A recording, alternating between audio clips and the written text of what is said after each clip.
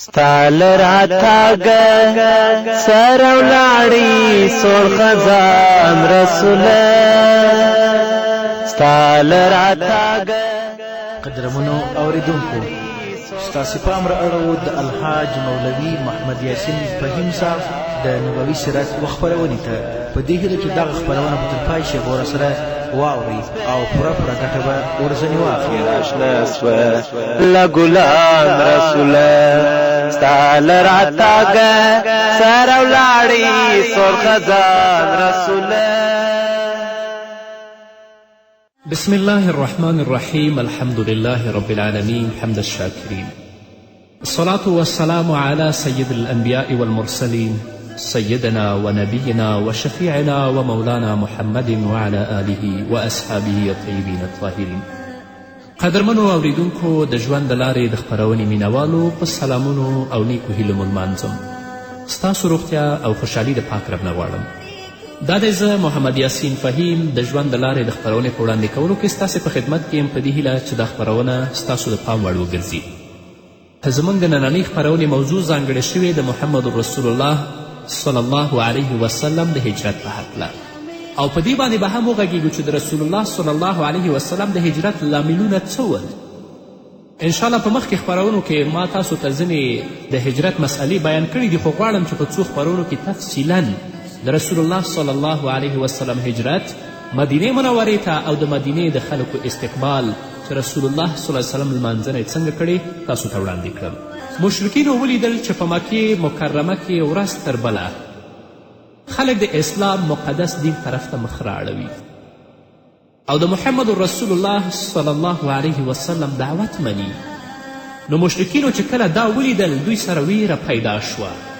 دا ویره ورسره پیدا شوه داسې نه چې ټول زموږ نه مخ واړوي او د رسول الله صلی الله علیه وسلم ډله او د هغه ټولی قوي شي او په موږ باندې حمله وکړي او موږ ذلیل کړي. نو دوی ته دا خبره معلومه وه چې د دې دعوت اصلي مشر او د دې دعوت اصلي چلوونکی محمد رسول الله صلی الله علیه وسلم دی. نو په دا تصمیم شو چې د رسول الله لاره ولټوي چې د دې په مقابل کې موږ څه وکړو. نو دوی په دارالندوه کې یو اضطراري مجلس جوړ کړ چې په دې مجلس کې د هغه مشرکینو مشران ټول موجود ول. همدارنګه د دې مجلس او شورا ته شیطان د شیخ نجدي په چهره کې هم حاضر شو. نو ابوالاسود دا تجویز او دا رایه پیش کوي که محمد رسول الله صلی الله علیه وسلم موږ د جزیرة العرب نه وباسو، د مکې مکرمې نه وشړو، نو کیدای شي چې موږ خپلو هغه مخو ته ورسیږو او د دې د دعوت چلولو نه موږ په امن کې پاتې شو. ابوالاسود ویلې چې زما رایه او زما تجویز دا دی، لکن شیطان ورته ویلې نه شیخ نجدي چې په الله قسم چې دا ستا تجویز او دا ستا رایه صحیح نه دی، ځکه الله رب العزت محمد رسول الله ته داسې ژبه او داسې اخلاق ورکړي که تاسو دا جلاوطن کوئ د دې ځمکې نه وشړئ نو په بل ځای کې به خلک د الله دین طرف ته راوبلي او د الله وحدانیت به خلکو ته بیان کړي. ټول خلک به د رسول الله په خوا کې راټول شي او یوه قوي ډله به جوړه کړي، په موږ باندې به حمله وکړي، بیا به موږ ذلیل کړي. ستا رایه صحیح نه ده. بل مشرک په نامه د ابوالبختري اوچتیږي. هغه دا وایي چې د پیغمبر علیه الصلاة وسلام د دعوت نه یا د هغوی په ژبه باندې د دیو د مشکل او د ضرر نه هغه هله موږ په امن پاتې کیدلی شو چې دا په یو بندیخانه کې واچوو او لاس و پښې په زنځیرونو باندې وتړو. لکن شیخ نجدي د ابوالبختري دا رایه او دا تجویز هم ردوي چې د ستا رایه هم صحیح رایه نه ده، ځکه الله رب العزت رسول الله صلی الله علیه وسلم ته داسې اخلاق ورکړي دي او داسې ژبه الله هغه ته ورکړې ده چې خلک کله د رسول الله لیدلو ته ورځي نو هغه ځای نه هغه د بندیخانې دروازې نه به خلک الله دین طرف ته دعوت کړي. نو خلک به بیا هم د رسول الله خبره ومني او زموږ په مقابل کې به یوه لویه ډله جوړه شي. د دې نه وروسته د ټولو نه لوی مجرم ابو جهل علیه لعنه هغه خپل رایه پیش کوي. هغه وایي چې د رسول الله په باره کې زما رایه دا ده چې د هرې ډلې او د هرې قوم نه باید موږ یو ځوان انتخاب او غوره کړو او بیا هر یوه ته تیره توره ورکړو او بیا دا ټول د پیغمبر علیه الصلاة وسلام کور طرف ته ورشي چې کله هغه د کوره راووته په هغه باندې حمله وکړو او قتل یې کړو. گویا چې دلته یو کس قتل نه دی کړی او د دې قتل نتیجه به دا شي چې په ټولو قبایلو کې به دا خواره شي او د رسول الله چې کومه قبیله ده هغوی خو ټولو سره جنګ نشي کولی نو د دیت دپاره به راضي شي چې موږ ته دیت راکړي نو دیت به ورکړو خلاص. شیخ نجدي ورته ویل چې خبره هم همدغه خبره ده.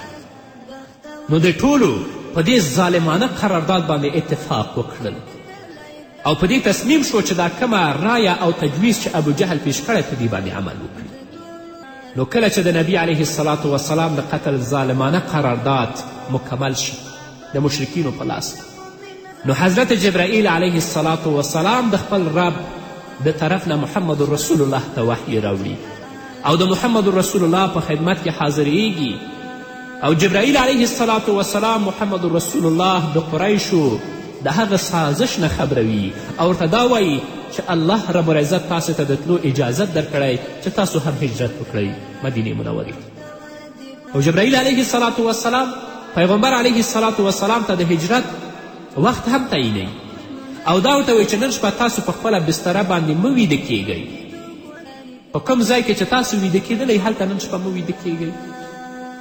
کله چې دا اطلاع محمد رسول الله صلی الله علیه وسلم ته رسیږي نو د غرمې وخت دی، سخته ګرمي ده. پیغمبر علیه الصلاة وسلام ځي د ابابکر کور ته.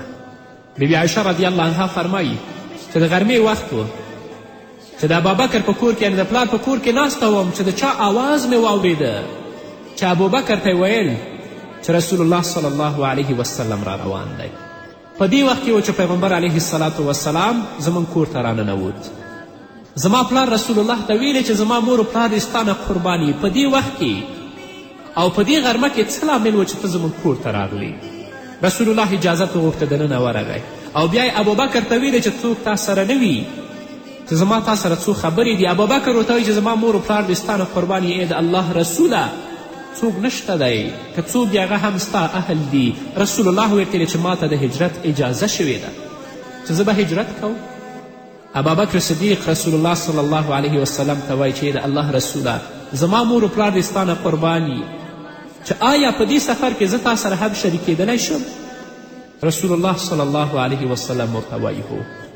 نو پیغمبر علیه الصلاة وسلام ابابکر د دې جریان نه خبر کړ.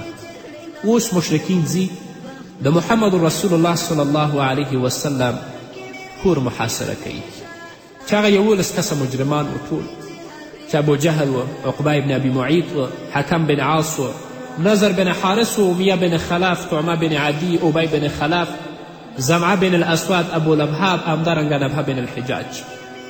نو چې کله شپه لږ تیاره شوه ټول لاړل د پیغمبر علیه الصلاة وسلام د کور دروازې شاته کېناستل او په دې په تمه ول چې کله پیغمبر علیه الصلاة وسلام ویده شي نو موږ به په هغه باندې حمله وکړو او رسول الله صلی الله علیه وسلم به په قتل باندې ورسوو. به هر حال مشرکینو د دې سازش لپاره نیمه شپه مقرره کړې وه لکن الله رب العزت په خپل کار باندې غالب دی. د الله رب العزت په لاس کې د ځمکې او آسمانونو پادشاهي ده. رب العزت چې څه وغواړي که ټوله دنیا راجمع شي چې هغه بچ کړي نشي بچ کولی او رب العزت چې چاته نجات ورکړي که ټوله دنیا راټوله شي چې هغه هلاک کړي نشي کولی. نو محمد رسول الله ساتنه الله په ذمه اخیستې وه. الله د رسول الله ساتنه کوي. ټول مشرکین هم که راټول شي رسول الله ته څه تکلیف نشي رسولی. لکه الله رب العزت فرمایي وإذ یمکر بک الذین لیثبتوک او یقتلوک او یخرجوک ویمکرون ویمکر الله والله خیر الماکرین. الله رسول الله ته وایي چې ته هغه موقع یاده کړه چې کفارو ستاسو خلاف سازش کوه د دې لپاره چې تاسو یا قتل کړي یا تاسو جلاوطن کړي او هغو خو خپل چلونه او مکرونه وکړل خو الله رب العزت د دې د مکر او فریب جزا ورکوي او الله بهترین تدبیر کوونکی دی. نو محمد رسول الله اوس خپل کور پرېږدي. قریش د خپل پلان نافذ کولو سره د انتهایی تیاریو باوجود دوی ناکامي سره مخامخ کیږي. نو د دې وجې نه په دې نازکه موقع باندې محمد رسول الله حضرت علی کرم الله وجهه ته فرمایي چې ته زما په بستره باندې وده شه او زما هغه شین څادر حضرمي څادر هغه په خپل ځان باندې واچوه هغه خپل ځان باندې هوار کړه. مشرکین ټول د رسول الله صلی الله علیه وسلم دروازې څخه ناست دي. رسول الله صلی الله علیه وسلم یو موټی شګې او خاورې خپل لاس کې راخلي او د دروازې نه راوځي دا د مشرکینو مخ ته ورشیندي او دا وایي چې وجعلنا من بین ایدیهم سدا ومن خلفهم سدا فاغشیناهم فهم لا یبصرون. د دې مخې ته موږ خنډونه جوړ کړه او د دې شاتو ته هم دیوالونه او خنډونه هم جوړ کړل او د دې په سترګو باندې موږ پرده راوستله چې دوی رسول الله بلکل نه لیدلې نه کول.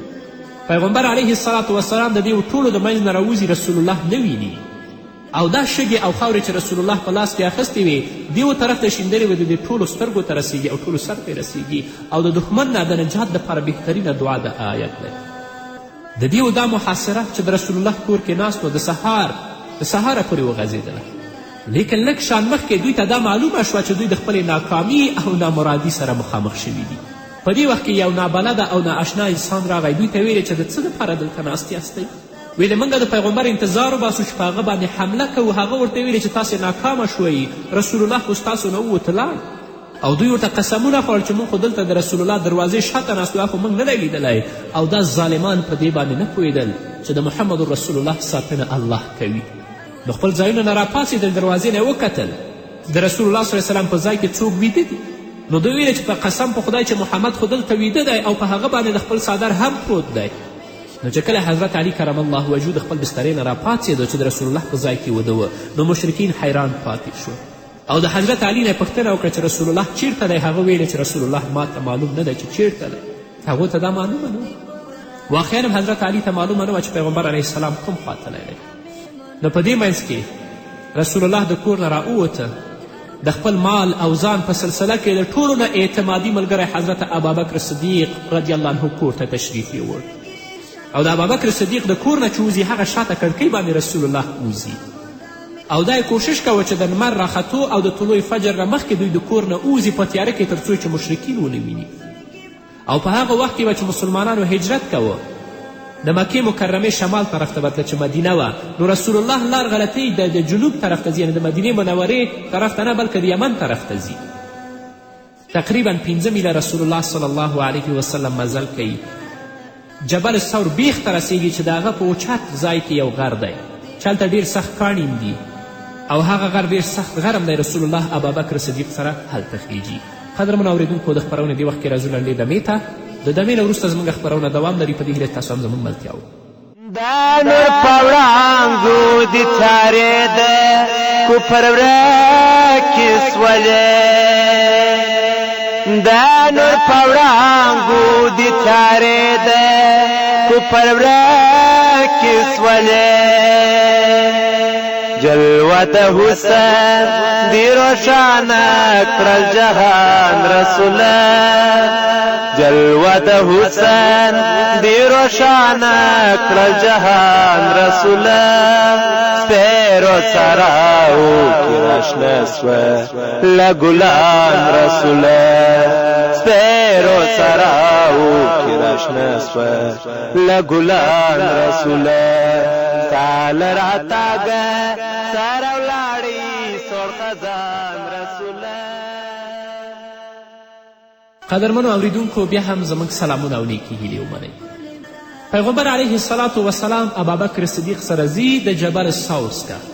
ایو صاحبانو به لیدلی ډېر وچت غر او ډېر سخت غر دی چې په هغه کې کاڼي ډېر سخت دي او هغه غره ته ختل هم ډېر سخت دي. ځینې د سیرت کتابونه لیکي چې د پیغمبر علیه الصلاة وسلام مبارکې پښې په دې غره کې په ختلو کې زخمي شوې او وینې شوې، او رسول الله صلی الله علیه وسلم د ګوتو په څوکه باندې تر څو چې مشرکین د رسول الله نقش قدم معلوم نه کړي، نو د دې وجې نه د پیغمبر پښې وینې شوې. او ځینې د سیرت کتابونه دا هم لیکي چې بیا حضرت ابابکر صدیق محمد رسول الله صلی الله علیه وسلم په شا کوي، او د غره په څوکه کې یو غار دی. نو چې کله غار ته ورسېدل، ابابکر صدیق رسول الله صلی الله علیه وسلم ته فرمایي یا رسول الله ته ننوتلی نه شې، اول به زه ننوځم. داسې نه چې په غار کې څه اذیت کوونکي څیزونه وي چې هغه تا ته تکلیف ورسوي، که یې زه به یې لرې کړم او که اذیت او تکلیف رسوي نو اول به یې ما ته رسوي. دا د هغه مینه وه رسول الله سره. د ابابکر صدیق رضی الله تعالی عنه ننوته غار ته. الله دې تاسو ته هم د هغه ځای لیدل نصیب کړي. زه هم خپله ډېر په سختي باندې هلته ختلی یم، او هغه د پیغمبر علیه الصلاة وسلام د تکلیف او مشقت انځور زما په سترګو کې پروت و. ابابکر صدیق غار ته ننوځي، ګوري چې په غار کې کومه سوري دي هغه بندوي. اخر یو سوری پاتې کیږي، نو څه نشته چې هغه بند کړي. ابابکر د خپل په خیال ته ویدي او محمد رسول الله ته وایي چې یا رسول الله راننوځه. رسول الله صلی الله علیه وسلم غار ته ننوځي نو چونکه رسول الله ډیر ستړی دی د خپل سر د ابابکر صدیق په غیږ کې ږدي او محمد رسول الله ویده کیږي. چې کله پیغمبر علیه السلام ویده کیږي نو په دې وخت کې کوم شی د ابابکر صدیق رضی الله تعالی عنه چیچي. ابابکر صدیق ځان نه خوځوي د دې دپاره چې محمد رسول الله صلی الله علیه وسلم تکلیف نشي او ویښ نشي. خو چې کله درد ډیر زیات فشار راولي په ابابکر صدیق باندې د هغه مبارکو سترګو نه اوښکې تویږي. هغه اوښکې د محمد رسول الله په جبین او په رخسار باندې پریوځي. رسول الله راویښي او ابوبکر ته وایي چې ابابکر څه دي؟ ابابکر ورته وایي چې فداک ابي او میدان ابوبکر اصطلاح وایي چې زما مور و پلار دې ستا نه قرباني کوم شي زه وچیچلم. رسول الله صلی الله علیه وسلم د خپلې خولې مبارکې لاړې په ګوته پورې موږي او هغه ځای کې چې ابابکر چیچلی هلته هغه مسه کوي او د ابابکر صدیق تکلیف او درد ختمیږي. پیغمبر علیه الصلاة والسلام سره د ابابکر صدیق 3 شپې په دې غار کې تیروي او د حضرت ابابکر صدیق زوی عبدالله شپه دوی سره تیروله او د ورځې به مکې مکرمې ته راته مشرکینو به چې د رسول الله او د ابابکر خلاف کم سازشونه کول د هغه نه به ابابکر صدیق او رسول الله خبره وه. او بل دا چې د ابابکر غلام عامر بن فهیره هغلته رمه درلودله هغه یې څروله چې کله به د شپې یوه حصه تیره شوه تیاره به شوه نو هغه حیواناتو څارویو او چولیو به شودې کولې هغه به ولوشلې او هغه اوبه به د هغه شودې به په رسول الله او په ابابکر باندې څکلې او په کومې لارې باندې به چې عبدالله بن ابیبکر راغلی و هغه چیلې به په هغه لاره بیرته بولې تر څو چې د دې قدم مشرکین معلوم نه کړي. نو چې کله قریشو د دوی د قتل لپاره کومه شپه مقرر کړې وه هغې کې دوی ناکامه شوه او په یقیني توګه دوی ته معلومه شوه چې رسول الله د دوی د لاس نه ووته. نو گویا چې په دوی باندې لیونتوب راغی نو په حضرت علی کرم الله وجهو باندې د خپل غصه سړه کوله. حضرت علی کرم الله وجهو یې ځان سره په راښکلو بوته او یو ساعت یې ځان سره بندي هم ساتلی و. چې کله د حضرت علی کرم الله وجهو نه څه معلومات کولی ونه شو نو ورغله ابابکر کور ته او دروازه یې ورته وټکوله. نو حضرت اسما بنت ابیبکر چې د ابابکر صدیق لور او د بیبي عایشې خور وه هغه راووتله. د هغې نه یې پوښتنه وکړه چې ستا پلار چیرته دی؟ هغې ورته چې په الله قسم چې ماته مې پلار معلوم نه دی چې چیرته دی. نو په دې وخت کې کمبخته خبیث او لعین ابا جهل حضرت اسما بنت ابیبکر رضی الله عنها په څپېړې باندې په مخ ووهله چې حتی د سیرت کتابونه لیکي چې د اسما بنت ابیبکر د غوږونه وینې را روانې شوې.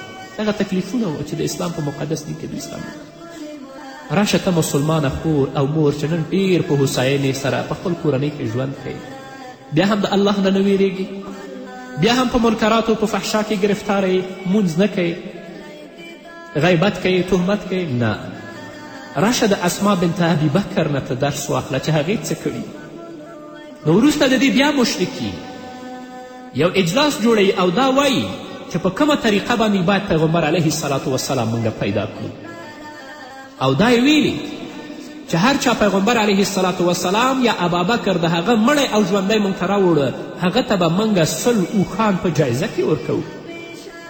نو مشرکین ووتل حتی ګرځېدل په جبل ثور کې چې د غار خولې ته راورسېدل د غار د پاسه ګرځېدل چې ابابکر رسول الله صلی الله علیه وسلم ته وایي یا رسول الله صلی الله علیه وسلم دلته خو اوس که مشرکین سر ښکته کړي موږ به وویني. رسول الله ابابکر ته ته خاموشه اوسه هغه 2 کسان چې د هغو دریم الله وي هغو ته به څوک تکلیف رسولی وشي ما ظنک یا ابابکر باثنین الله ثالثهما. ای ابابکره په داسې 2 سړیو څه ګمان او خیال دی چې د هغو دریم الله وي. د ابابکر ویره دلته د خپل ځان دپاره نه وه بلکې د دې واحد سبب همغه و چې ابابکر قیافه شناس وکتل نو د رسول الله لپاره نور هم غمجن شو. ابابکر رسول الله ته ویلې که زه قتل شم خیر دی زه یو کس یم او که تاسو قتل شي نو امت به محروم شي. په دې وخت کې الله په محمد رسول الله او په ابابکر باندې ډېر ډېرونه نازلوي او رسول الله ابابکر ته چې هیڅ وخت کې ته مه غمجن کیږه او هغه جوله راځي د هغه غار مخه ټوله پټوي مشرکین د غار مخې ته راځي او وایي که دلته پټ شوي وی نو دلته به دا جوله او دا جال د کم ځای نه شوی وی، مګر د هغو حفاظت په اصل کې چا کوه؟ الله کوه. نو راشئ ځان په ټوله معنا الله ته وسپارئ. من کان لله کان الله له. څوک چې د الله لپاره شي الله د هغه دپاره دی. که موږ او تاسې د الله په اوامرو باندې عمل وکړو، د الله په احکامو باندې عمل وکړو، د خپل ټول ژوند د الله په لاره کې مصرف کړو، الله زموږ ساتنه کوي.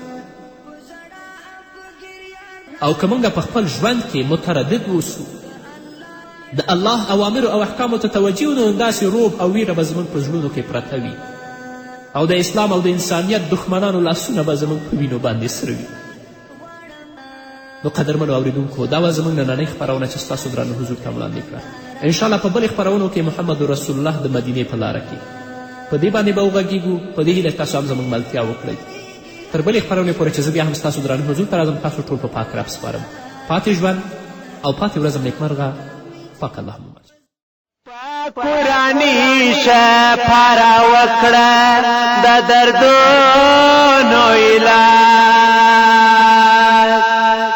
په قرآنی شفاره وکړه د دردونو علاج. د بېدین ایران کې پراته یو رنځوران رسوله، د بېدین ایران کې پراته یو رنځوران رسوله.